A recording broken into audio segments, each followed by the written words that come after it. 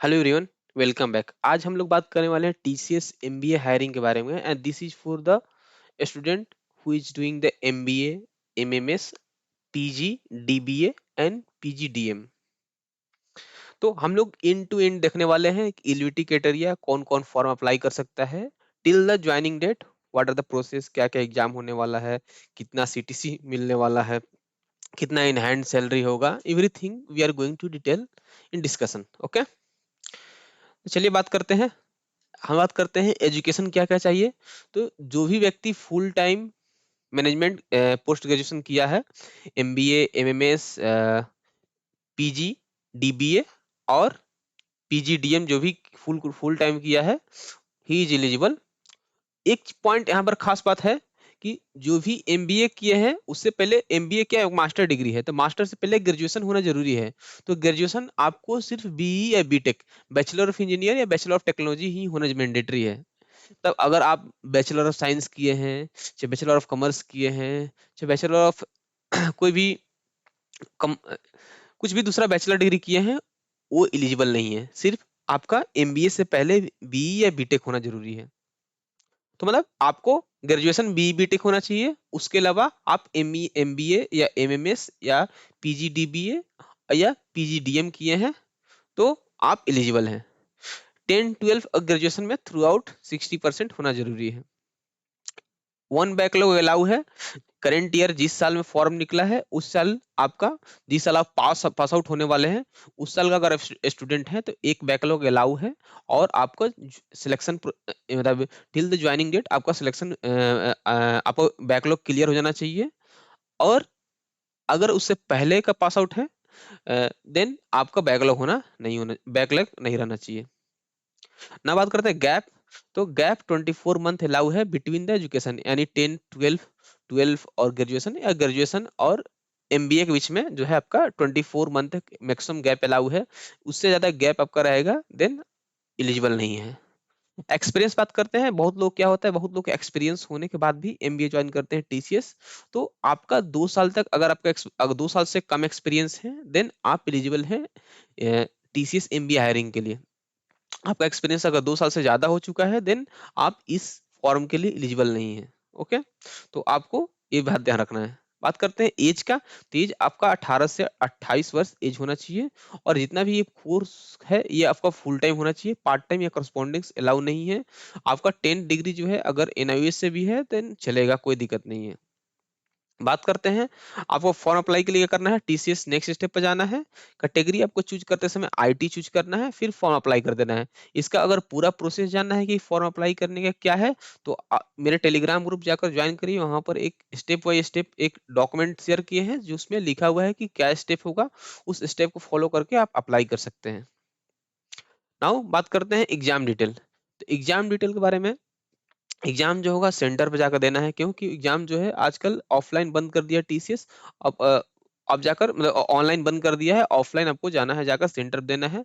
और सेंटर पे जाते समय आपको एडमिट कार्ड और आईडी प्रूफ लेकर जाना होगा, क्योंकि आप फॉर्म भर फिल कर दिए, फॉर्म फिल कर आपको मेल आएगा एग्जाम का। एग्जाम के लिए मेल में उस क्लियरली मेंशन होगा कि आपको एग्जाम जो है सेंटर पे जाकर देना है, और आपको एडमिट कार्ड और आईडी प्रूफ आपको ले जाना है। उसके बाद से बात करते हैं एग्जाम में क्या क्या पूछा जाएगा। तो एग्जाम में आपका वर्बल रहेगा, उसका से क्वांट रहेगा, और उसका से बिजनेस एप्टीट्यूड रहेगा। तो इसमें क्वेश्चंस क्या रहेंगे, तो आपका जो वर्बल का क्वेश्चन जो रहेगा वो 7 क्वेश्चन रहेगा, ठीक है। और क्वांट और बिजनेस का क्वेश्चन जो रहेगा वो 20-20, टोटल 47 क्वेश्चन रहने वाले हैं। और आपको 90 मिनट में सॉल्व करना है। अब आप एग्जाम दे दिए, एग्जाम देने के बाद आप घरे चल गए। उसका से घर के बाद आपका कुछ दिन बाद आपको मेल आएगा कि आप अगर एग्जाम क्लियर करते हैं तो congratulation, we have clear the exam. Now आपका इंटरव्यू प्रोसेस होगा। तो इंटरव्यू होता है, 2 प्रोसेस होगा, टेक्निकल राउंड और एचआर राउंड। या तो आपका टेक्निकल पहले हो सकता है और एचआर बाद में हो सकता है, या तो टेक्निकल एचआर राउंड कंबाइंड हो सकता है। उसमें टेक्निकल पर्सन भी इंटरव्यू में रहेगा और एचआर पर्सन भी रहेगा। It is up to situation. Okay, तो टेक्निकल में टेक्निकल क्वेश्चन पूछे जाएंगे, एचआर में एचआर क्वेश्चन पूछेंगे। इसके लिए हम अलग एक सीरीज चालू करने वाले हैं जिसमें आपको टेक्निकल क्वेश्चन और एचआर क्वेश्चन आपको मिलने वाला है। नाउ इंटरव्यू आप दे दिए, इंटरव्यू देने के बाद कुछ दिन वेट करिएगा। आपका अगर सिलेक्शन होता है इंटरव्यू में, इंटरव्यू अच्छा जाता है, then you will get a mail for the offer letter. इसमें मेल रहेगा, इसमें आपको लिखा जाएगा कि आप एक congratulation, you have clear the interview and you have the offer letter waiting in your portal. तो आपको क्या करना है, नेक्स्ट डे पोर्टल में जाना है, आपको लॉग इन करना है, वहां पर आपको ऑफर लेटर मिलेगा जिसको आपको एक्सेप्ट और डिक्लाइन का ऑप्शन होगा, तो आपको एक्सेप्ट करना है ऑफर। एक्सेप्ट करने के बाद आपको पूरा एक 20-30 पेज का आपको ऑफर लेटर डाउनलोड हो जाएगा। उसमें क्लियरली सब कुछ मेंशन रहेगा, आपका सीटीसी क्या होगा, आपका एवरीथिंग आपको मेंशन रहेगा। आपका जो सीटीसी मिलने वाला है वो 5.5 टू 5.9 एलपीएम मिलने वाला है। ये वेरी करता है, बहुत बार 6.5 तक भी जाता है, तो ये डिपेंड्स ऑन द किस कॉलेज के लिए आप मतलब टाइम टू टाइम चेंज करता है। तो मेनली 5.5 टू 5.9 एलपीए रहने वाला है। इन हैंड सैलरी जो आपका आने वाला है 40 से 42 हजार के आसपास हाथ में आने वाला है। ना बात करते हैं डॉक्यूमेंटेशन। तो ऑफर लेटर मिलने के कुछ दिन बाद वेट करने का आपको एक मेल आएगा कि आपका ज्वाइनिंग अब होने वाला है, ज्वाइनिंग इस लोकेशन के लिए होगा और इतना तारीख को होगा, ठीक है।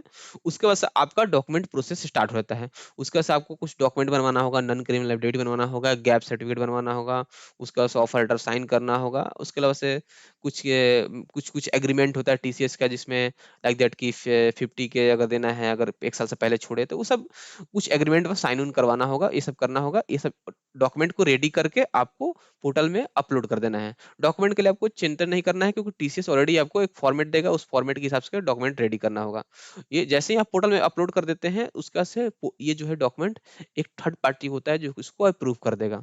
ज्वाइनिंग डेट से आपका पहले अप्रूव हो जाएगा, ठीक है। तो अगर इनकेस रिजेक्ट होता है तो you will get a mail. आपको time to time log in करके चेक भी करना है। आप मेल आपको मिलेगा, इसमें क्लियरली मेंशन होगा क्या रिजेक्ट होने का क्या रीजन है। तो आपको कोशिश करना है कि फर्स्ट टाइम में डॉक्यूमेंट मेरा अप्रूव हो जाए। ओके, नाउ बात करते हैं on the joining date. Joining date, congratulations, welcome to the TCS. Now joining date से 1-2 दिन पहले आपको एक मेल आएगा। अगर आपका ज्वाइनिंग रिमोट होने वाला है, मतलब घर से होने वाला है, तो आपको एक वेबएक्स लिंक होगा। बट कोविड-19 अब खत्म हो गया है, तो अब ऑफिस से ही ज्वाइनिंग हो रहा है। तो आपको बताया जाएगा कि ऑफिस में किस जगह कहाँ रिपोर्ट करना है, कितना बजे रिपोर्ट करना है, तो उतना टाइम पर जाकर रिपोर्ट करना है। वहां पर आपको टेम्पोररी एक्सेस दिया जाएगा ऑफिस में जाने के लिए। फर्दर आपका 1 वीक का ट्रेनिंग होगा। 1 वीक ट्रेनिंग के बाद आपको वहां पर आपको प्रोजेक्ट के लिए कॉल आएगा। फर्दर कॉल के बाद आपको प्रोजेक्ट मिल जाएगा और फिर आपका काम नॉर्मल तरीके से शुरू हो जाएगा। ओके, तो ये रहा आपका प्रोसेस। तो हमने देखा कि टीसीएस एमबीए हायरिंग में कैसे शुरू से क्या कौन कौन लोग एलिजिबल है, क्या एग्जाम पैटर्न होगा, और कौन कौन से ज्वाइनिंग के डेट तक क्या सीटीसी रहने वाला, एवरीथिंग हम लोग डिटेल में देखा। Thanks for watching the video. अगर मेरे चैनल पर नए हैं तो चैनल को सब्सक्राइब कीजिए, और कोई भी डाउट होता है देन आप हमको कमेंट कर सकते हैं, आप हमको मेल कर सकते हैं learnandpassofficial@gmail.com। Thank you all.